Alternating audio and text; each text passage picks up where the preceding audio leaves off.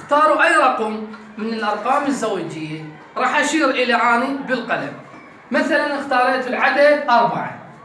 تبدون تحسبون من 4 تصاعديا لل20، يعني ويا صوت القلم 4 5 6 7 ويا الصوت. من توصلون لل20 راح تلقوني مؤشر على الرقم اللي انتم مختارين. مثلا اختاريت العدد الزوجي 6، حتى لو بامكانك تغمض وتبدا تحسب، يعني ويا الصوت 7 8 9. من توصل لل20 افتح عينك تلقاني مؤشر على الرقم اللي انت مختاره.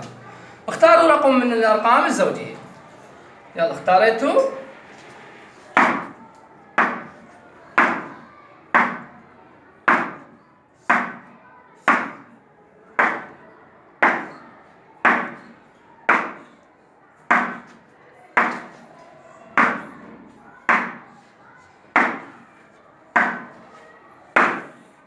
الكل اختار رقم، بدأ يحسب من وصل لل20 اللي كان مؤشر على الرقم اللي هو مختاره.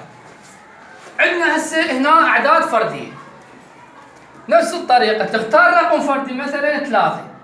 أبدأ أحسب ويا الصوت 4 5 6 7. من وصل لل20، من توصل لل20 راح تلقاني مؤشر على الرقم اللي أنت مختار. مثلا اختاريت 9، تبدأ تحسب ويا الصوت حتى تغمض عادي، تختار العدد وتغمض ويا الصوت تحسب 10 11 12. من توصل لل20 افتح عينك تلقانا ضاغط على الرقم اللي انت مختاره.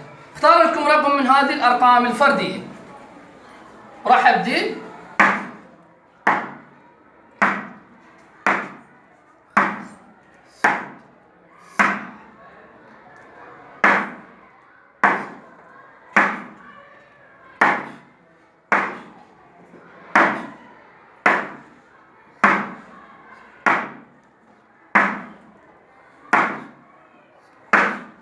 الكل اختار رقم، من وصل لل20 قال مؤشر على الرقم اللي هو مختاره.